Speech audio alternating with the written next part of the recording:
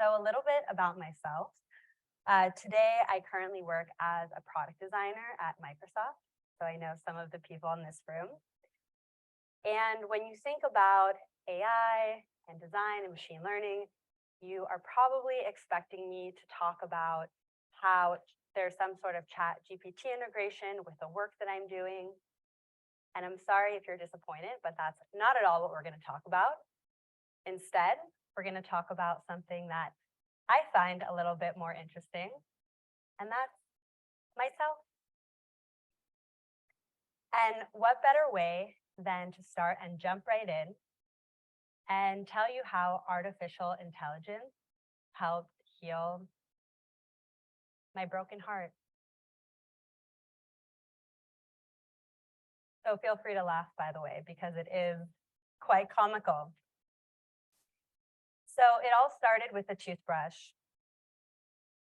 a symbol of hope, optimism, stability, and future for any new relationship. Who can relate to the symbol?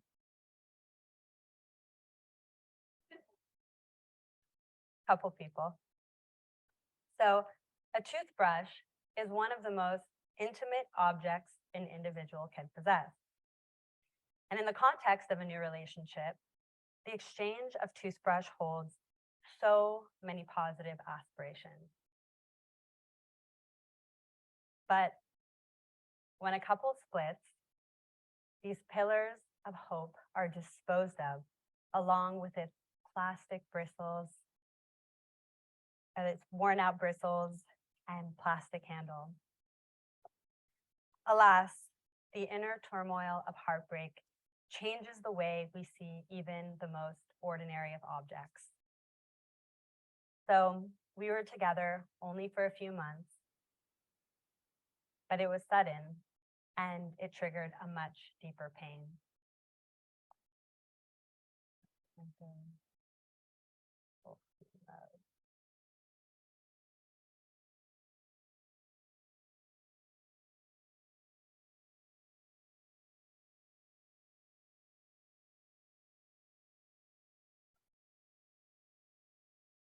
The illusion was shattered, and with nothing left to do, I threw away that fucking toothbrush.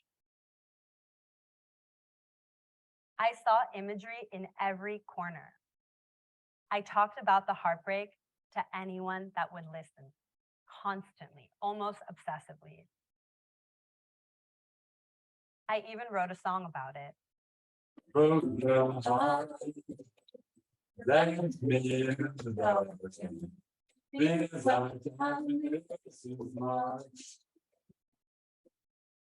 And I won't drive.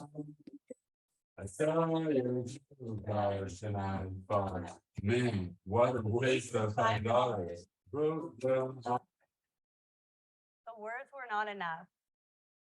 Clearly, I was in pain, and I needed more closure. So then I started to draw because I needed to tell the story. And it wasn't just my story. It was that of a relationship between two people as told from the perspective of their toothbrushes. From the initial exchange to experiencing the intimacy of nighttime rituals, the laugh, the playfulness, the hope, and even the eventual demise, I was going to be the one to do it.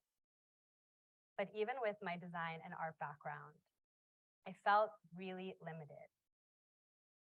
And this is when I began to introduce machine learning into the equation.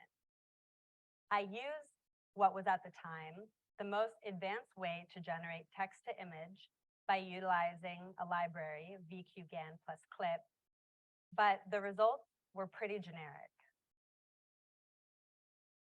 I then thought to initialize the model with images that I had previously digitally illustrated during my darkest hours. These were personal and raw. The machine learning models helped transform my own images to this story and to bring it to life. This one is titled not all plastic should be recycled. But there was a problem with this methodology. So the model ran on Google Colab and could take up to 30 minutes to produce an individual image. And building a narrative was really difficult to create an entire story using images, as most inputs were only valid for several words at a time. And this model also wasn't ideal for creating images with a consistent aesthetic, which proved challenging if I were to build an entire story out of it. And users would be required to troubleshoot through lines of code within the repo, which wasn't as obvious to non-technical users. But throughout the duration of this project, the emergence and release of DALL-E 2 changed the course of AI-generated images. So DALL-E, as most people in this course might be aware, is a deep learning algorithm developed by OpenAI that can generate images from textual description. It's been used to generate a wide range of images from photorealistic to highly stylized. So inspired by my own personal heartbreak, I aim to create a technique that stretched beyond traditional talk therapy. Through this process, I developed a methodology of storytelling, highly significant personal experiences as a form of art therapy, by creating a collection of highly emotional images using machine learning generated art. So this project, titled Buck Your Toothbrush, is the narration of a relationship between two people as told from the perspective of their toothbrushes. Here are the results. One toothbrush, a single, develops feelings for another. A bath of intimacy. Connections form. Sparklers strike. A hue of joy. A melting of energy. The joy of creation. Of laughter and silly melodies. Perhaps an image of forever. Picturing a life together. The intoxication of love. But just as quickly as it burns, the cracks reveal. The bleeding of emotion. Fights spiral violently. Incompatibilities too hard to ignore. And as easily as a meeting, two strangers strain. Again, as one, left with a collection of toothbrushes that once were.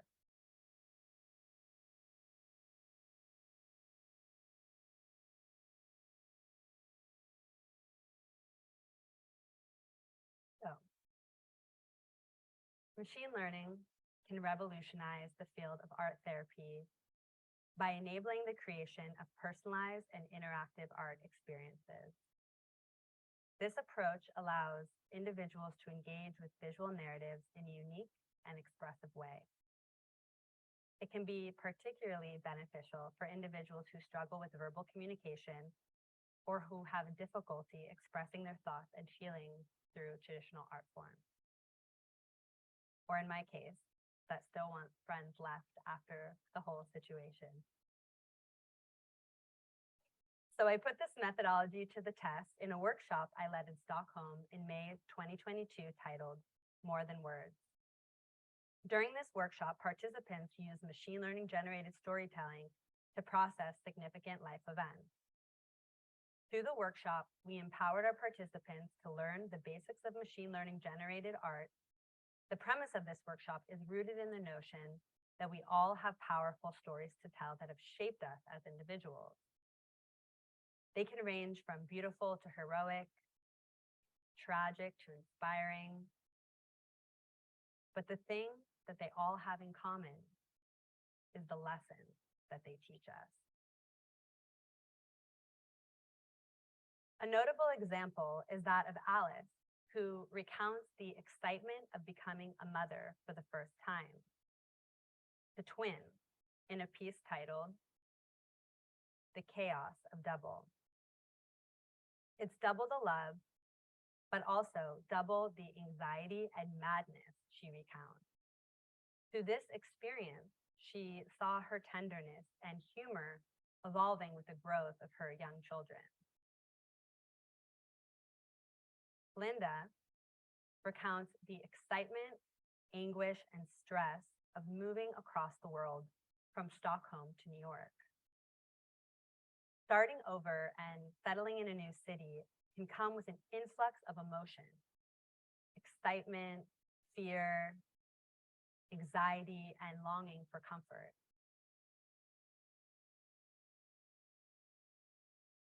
She recounts the experience of stuffing her overflowing suitcase with familiarities from her home country of Sweden as she nervously packed for the journey. This one is titled, Home is Just an Ocean Away.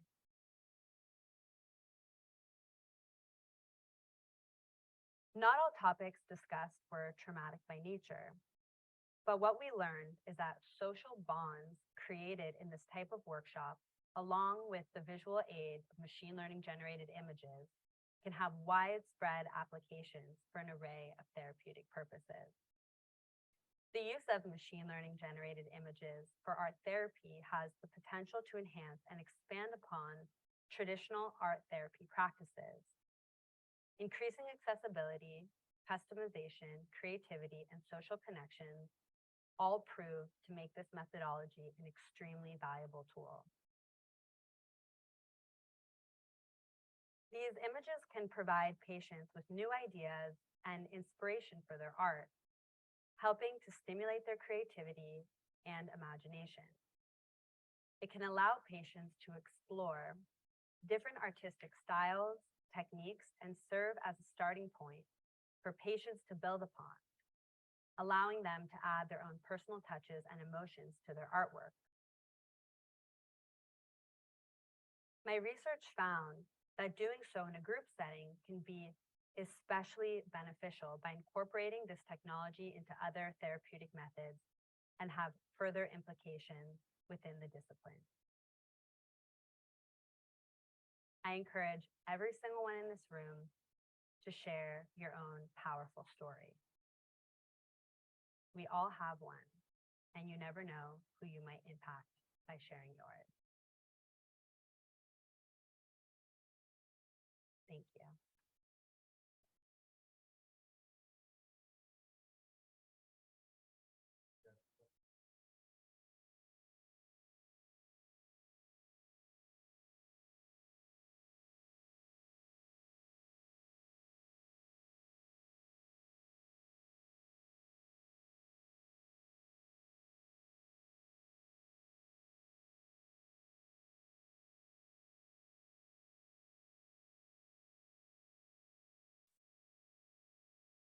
Yeah, so if you use one prompt that stays almost very consistent and you just change and regenerate using slightly different words that create different styles, the image itself will still stylistically be very similar. So for example, if you go back to the prompt that I used, which was abstract, detailed, neutral surrealism, oil painting, and then it included one of the core elements that were going to be in the screen. And then I used things like distance, death, bleak, empty, sad. These were very similar to the other prompts. And even though, as you see, stylistically, it's not completely coherent, but it still has that same artistic style to it. So my recommendation would be when you're creating the prompt, try to have the core of it be as consistent as possible, and then try to manipulate some of the words in order to generate what you're ultimately looking for. But if you can have that core, especially the style of the work itself, that helps a lot.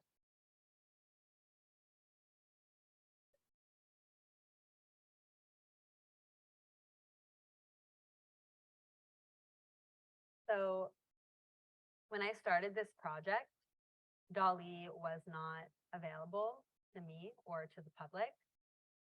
So I started with my own artistic concept. And so even everything from the color scheme to the way that I wanted people to feel or I felt while looking at this was very, I wouldn't say cemented because it was still flexible, but I definitely had a vision for it. So I think that helped a lot when I was generating the images because I already had that clear vision and that helped me write the prompts as well.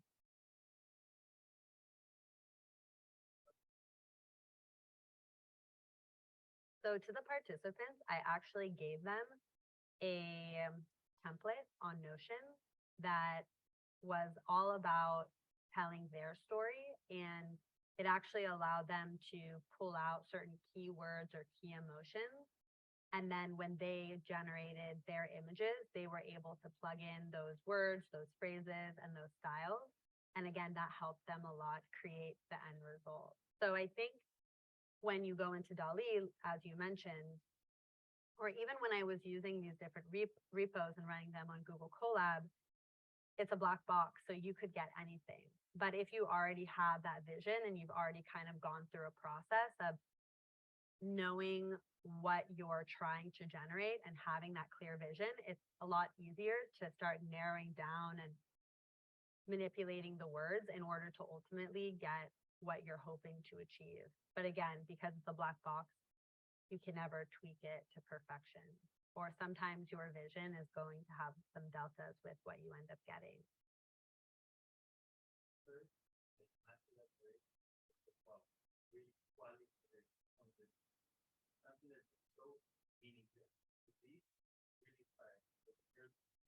Thank you.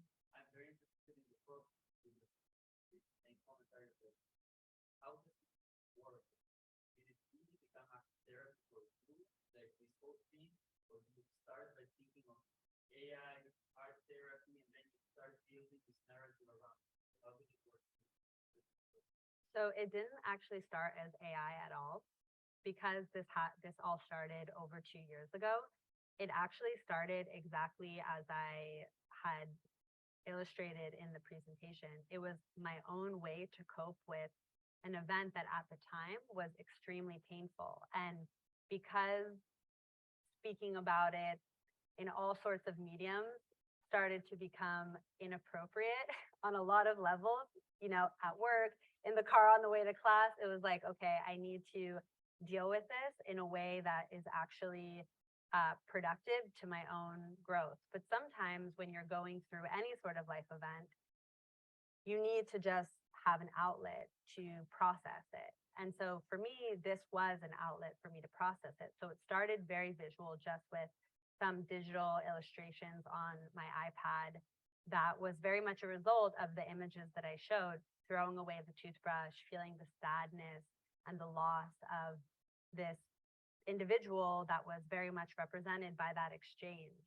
And then I started to draw, and then I realized that just the act of throwing away wasn't enough. It was really about the whole process of the cycles of any relationship, which maybe people in this room can relate to. We've all had romantic successes, but also romantic failures.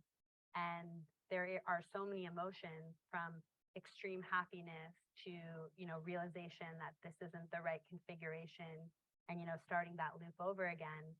And I think going through that in this process then made me realize, wow, if I am experiencing this now and I was 28 at the time, people have been experiencing this throughout the entire course of their life. And probably this is something everyone can relate to, or at least everyone can relate to having some sort of deep event that has significantly changed them in one way or the other. And so AI generated images then became an obvious choice, because at the time there were ways to generate images through text prompts. Now it's obviously much more sophisticated.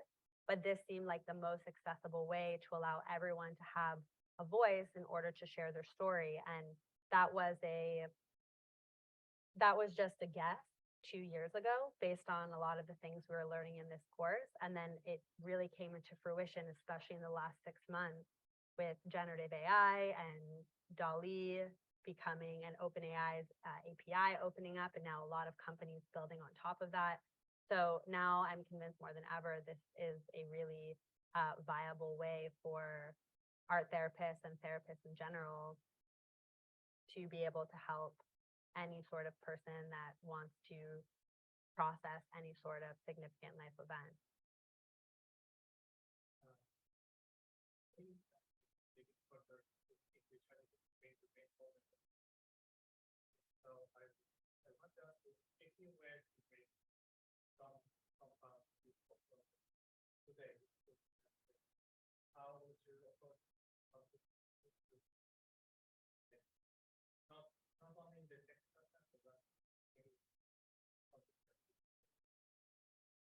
I think the only part of this process that I would have done differently today is even back then, because I'm so used to my medium being digital and I work at Microsoft.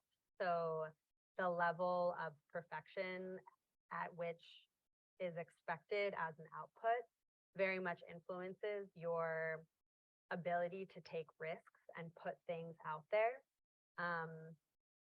And I think I would have just started publishing like a lot of these raw images and creating more by hand, because I think that process really helped inspire to understand what the rest of the images would end up looking like. And I think I, especially at the time, was very afraid to share this outwardly.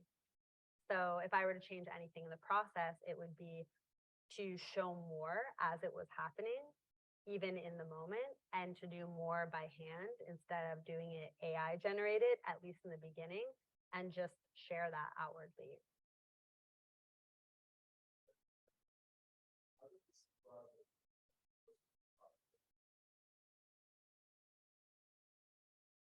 So as I mentioned, I started it as a personal process, and I was actually really lucky because at the time I was in this degree, and it wasn't like I was looking for this to be a final degree project. It kind of just happened very naturally because it was something that I was so consumed by on a personal level. And I was so interested in on an academic level as well, because I was looking to push it forward. At a certain point, it just became very obvious that I would merge the two. And when I had the opportunity, I was actually invited to Stockholm to speak. And I spoke on a completely different topic, which actually also happened to be a project that I did in this degree around virtual reality and gender fluidity, which Dan probably remembers. I thought, you know what, it would be really cool to use the people that are paying to be my workshop as my little participants in this experiment. And so I actually recruited someone else from the degree, Brian Washington, who was in the cohort that I am, to basically partner with me in leading this workshop in Stockholm. So we flew together and we basically built an entire workshop around this project. And we had such positive responses from it. We were like, wow, we should really move this forward.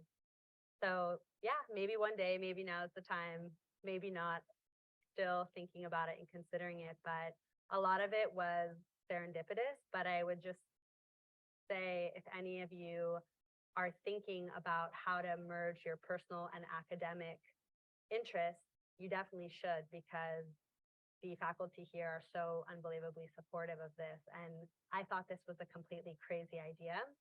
And Doron really, really encouraged, and Ophia really, really encouraged me to pursue it. And the last thing I will add about that is I was in New York recently and in London, and I saw these ads everywhere. So this just proves that I was before my time. Thank you. Yes, they maybe read my article on Medium as well. It is a Tinder ad, exactly, and it's all over New York and London, and there you go.